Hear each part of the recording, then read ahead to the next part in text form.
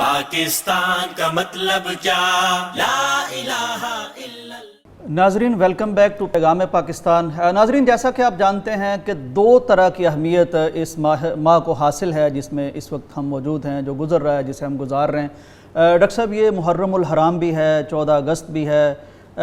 دونوں کا تعلق قربانیوں سے ہے، یعنی پاکستان بنا اگست میں اس وقت بڑی قربانیاں دیں۔ محرم کو ہم دیکھیں تو اس میں ایک بہت بڑا واقعہ سیدنا حسین رضی اللہ تعالیٰ عنہ کی شہادت کا جو تاریخ اسلام پر اس طرح سے چھایا ہوا ہے کہ صدیاں بیت گئی ہیں اور شاید صدیاں بیت جائیں گی، لیکن نواسہ رسول کی شہادت کا جو واقعہ، اس کے اثرات وہ مسلمانوں کی دلوں پر آج بھی اثر کرتے ہیں۔ ڈاکٹر صاحب محرم کی ہم پہلے بات کر لیتے ہیں کہ ایک تو مشہور ہو گیا نا یہ واقعہ کربلا کے حوالے سے، تو کیا اس کے علاوہ بھی کوئی محرم کی فضیلت، کوئی تقدس ہے حاصل اسلامی شریعہ میں؟ اللہ تعالیٰ نے قرآن حکیم میں فرمایا کہ اللہ کے ہاں جو مہینوں کی گنتی ہے نا، ٹھیک ہے، وہ 12 ہیں، ٹھیک ہے، اور یہ اس دن سے ہے جب سے یہ دنیا پیدا ہوئی، یعنی یہ ایک الہی کیلنڈر کے تحت۔ یوم خلق السماوات والارض، سبحان اللہ، اللہ نے جس مہینے بنائے، دن سے یہ زمین و آسمان بنے ہیں، مہینے 12، اللہ اکبر، اور ان میں سے 4 مہینے جو ہیں وہ حرمت والے، اور ان 4 میں سے جو سب سے پہلا ہے وہ محرم الحرام، اللہ اکبر، باقی 3 جو نبی پاک صلی اللہ علیہ وسلم، کیونکہ قرآن میں ان مہینوں کی جو نام تو نہیں آئے، ان کی تفصیل تو نہیں آئی، بس یہ فرمایا کہ ان میں سے 4 کی تعداد آ گئی ہے، 4 کی تعداد آ گئی، اور 4 کون سے ہیں وہ بخاری شریف کی حدیث ہے۔ نبی کریم صلی اللہ علیہ وسلم نے فرمایا 3 تو مسلسل ہیں، ایک ذوالقعدہ ہے، پھر ذوالحجہ ہے، اور پھر محرم ہے، تو یہ 3 مسلسل ہیں، اور ایک جو ہے رجب وہ الگ سے ہے۔ جو یہ تسلسل میں ہم دیکھتے ہیں تو اسلامی کیلنڈر جس طرح سے چلتا ہے اس میں پہلا مہینہ محرم الحرام ہے اور آخری ذوالحجہ ہے، تو ذوالقعدہ اور ذوالحجہ کے بعد پہلا آ جاتا ہے، 2 آخری اور ایک پہلا، تو اس طرح سے یہ 3۔ اس کی وجوہات بہت سارے لوگوں نے اپنی اپنی لکھی ہیں، یعنی محرم کو یہ تقدس کیوں حاصل ہے کہ محرم بھی بلکہ سارے ہی جو ہیں حرمت کے 4 مہینے، حرمت کے جو 4 مہینے ہیں ان کو کیوں حرمت والا مہینہ قرار دیا گیا ہے؟ ویسے تو جتنی اس کی توجیحات ہیں وہ عرب کے کلچر کے حوالے سے ہیں، کہ چونکہ رجب کے اندر عام طور پر لوگ عمرہ کرتے تھے اور راستوں کو جو ہے وہ محفوظ بنانے کے لیے اس میں چونکہ خون ریزی حرام تھی، اور یہ قبل از اسلام بھی لوگ جو ہیں اس کی ان حرمت والے مہینوں کی حرمت کے قائل تھے۔ اور اسی طرح جو ذوالقعدہ، ذوالحجہ اور محرم، اس میں یہ حج والے مہینے ہیں، یعنی ذوالحج میں حج ہے تو ذوالقعدہ میں لوگوں نے جانا ہوتا تھا اور محرم میں واپس آنا ہوتا تھا، تو اس کے ساتھ بھی اس کو جوڑا جاتا ہے۔ لیکن جو قرآن نے کہا ہے، قرآن نے کہا کہ یہ جو حرمت والے مہینے ہیں اس میں پھر اللہ کی کوئی ذرا سی بھی نافرمانی نہ کرو۔ اب اس کا مطلب یہ ہوا کہ اللہ کی ذرا سی بھی نافرمانی نہ کرو، باقی مہینوں میں بھی نافرمانی نہیں کرنی، تو اس میں جو اللہ کی نافرمانی کرنی ہے وہ زیادہ بڑا گناہ ہے، حساسیت بڑھ جاتی ہے، اس کے اندر حساسیت بڑھ جاتی ہے۔ اور ایک اگلی بات جو میں عرض کرنا چاہتا ہوں کہ خاص طور پہ محرم الحرام کے حوالے سے، کہ نبی اکرم صلی اللہ علیہ وسلم کے بارے میں حدیث میں آتا ہے کہ آپ کو رمضان کے علاوہ جو سب سے زیادہ جس مہینے کے روزے پسند تھے وہ شہر اللہ المحرم، اللہ وہ اللہ کا جو مہینہ ہے محرم، تو اس کو گویا اللہ کا مہینہ قرار اللہ کا دیا گیا۔ مہینہ بھی کہا گیا، اسی طرح حدیث میں آتا یہ ہے، دوسری فضیلت ہے۔ ہاں اسی طرح حدیث میں آتا ہے کہ نبی پاک صلی اللہ علیہ وسلم جب مدینہ طیبہ تشریف لائے ہجرت کر کے، تو اس وقت لوگ جو ہیں وہ عاشورے کا روزہ رکھتے تھے، 10 محرم کا، 10 محرم کا۔ تو آپ نے پوچھا کہ یہ لوگ روزہ کیوں رکھتے ہیں؟ ڈاکٹر صاحب یعنی وہاں تو یہودی تھے نا، یہودی تھے، وہ رکھ رہے تھے وہ روزہ رکھتے تھے، تو پوچھا گیا کیوں رکھتے ہیں؟ اس لیے رکھتے ہیں کہ اس دن اللہ تعالیٰ نے موسیٰ علیہ السلام کو اور ان کی قوم کو فرعون سے نجات دلائی، اللہ اکبر، یہ گویا کہ ان کا یوم آزادی تھا، ان کا یوم آزادی تھا، اس لیے وہ کہتے ہیں۔ تو نبی پاک صلی اللہ علیہ وسلم نے فرمایا کہ ہم موسیٰ علیہ السلام کے ساتھ ان یہودیوں سے زیادہ تعلق رکھتے ہیں، اللہ لہذا ہم بھی رکھیں گے۔ سبحان تو نبی کریم صلی اللہ علیہ وسلم نے بھی خود بھی روزہ رکھنا شروع کر دیا، اور ساتھ صحابہ کرام نے بھی اس کا روزہ رکھنا شروع کر دیا۔ تو پھر بعد ازاں نبی اکرم صلی اللہ علیہ وسلم نے، چونکہ آپ کا عمومی طرز عمل یہ ہوتا تھا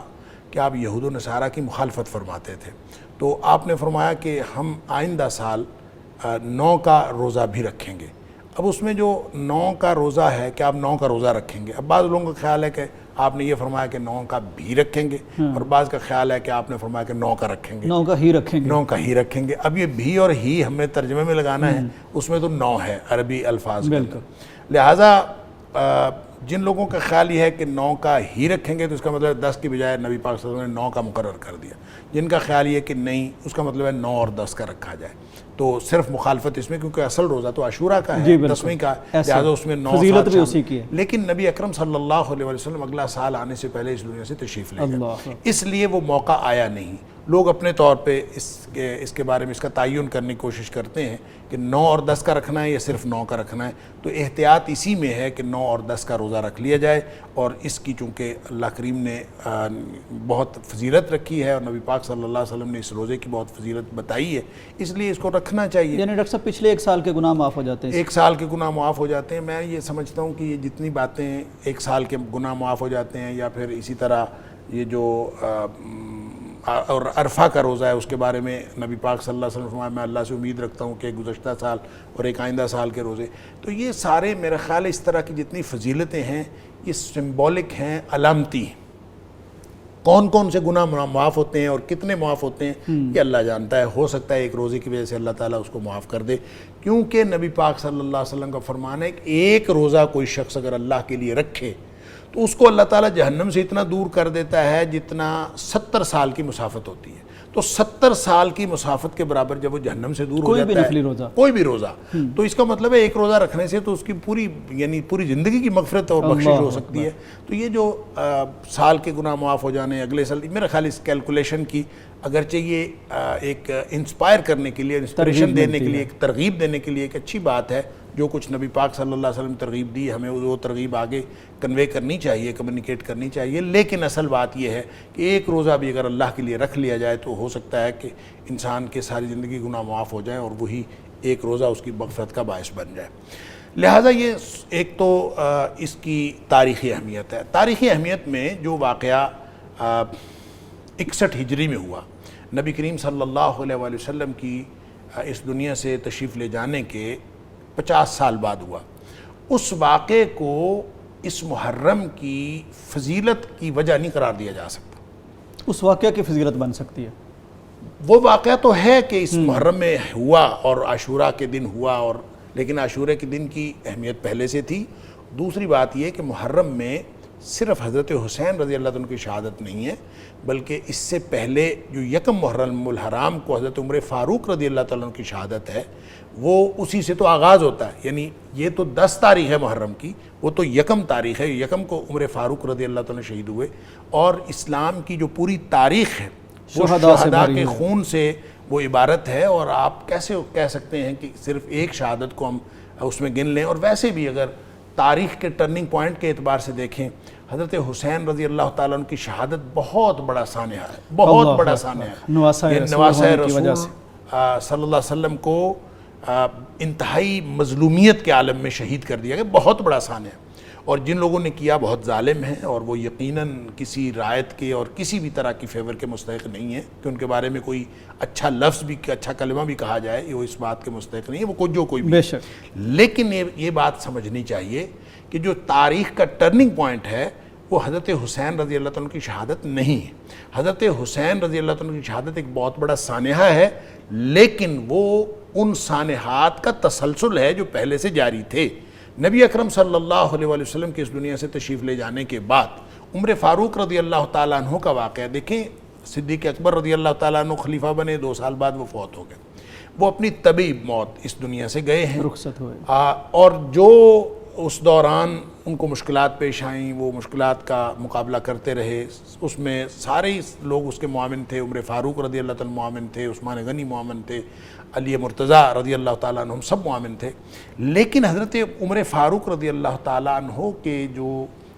10 سال ہیں اس دوران جو امت مسلمہ کو ہر اعتبار سے فتوحات اور جو طاقت اللہ کی طرف سے میسر ہوئی ہے، وہ تو ایسا تھا کہ وہ صرف ایک ایسی قیادت کا ہی خاصہ تھا جو عمر فاروق رضی اللہ تعالیٰ عنہ،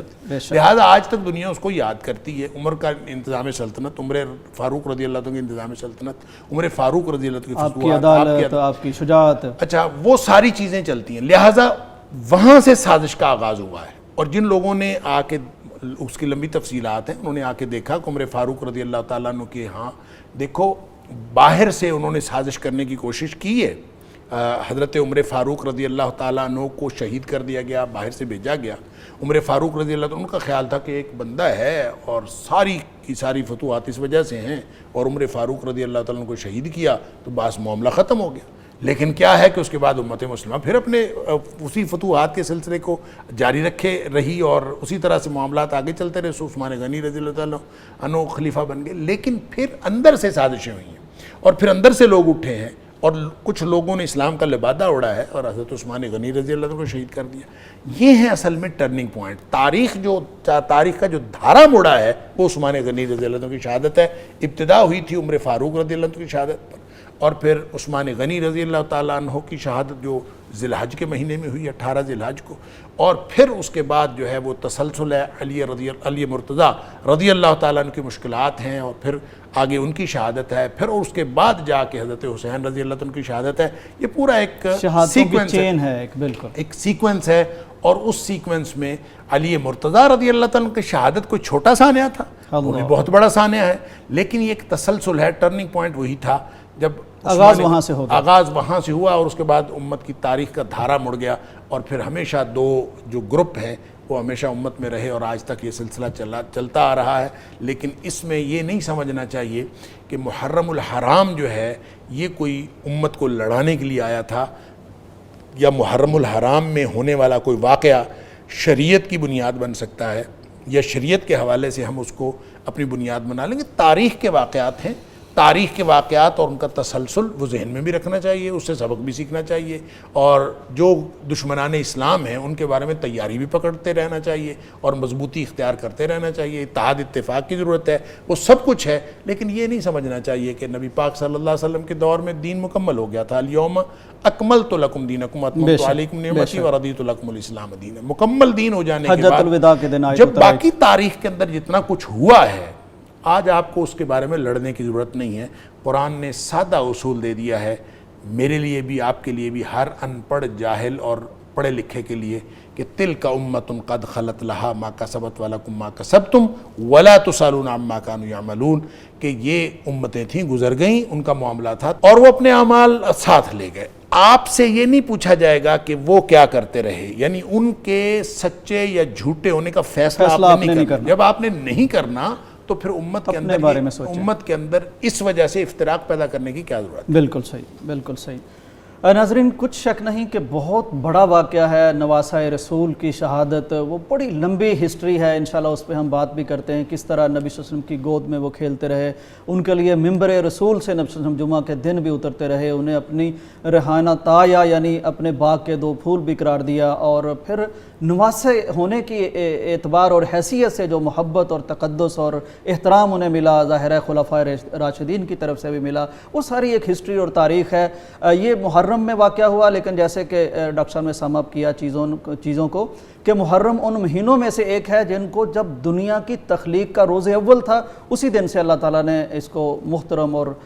مکرم قرار دے دیا تھا۔ پھر اس میں بنی اسرائیل کو جو نجات ملی، قوم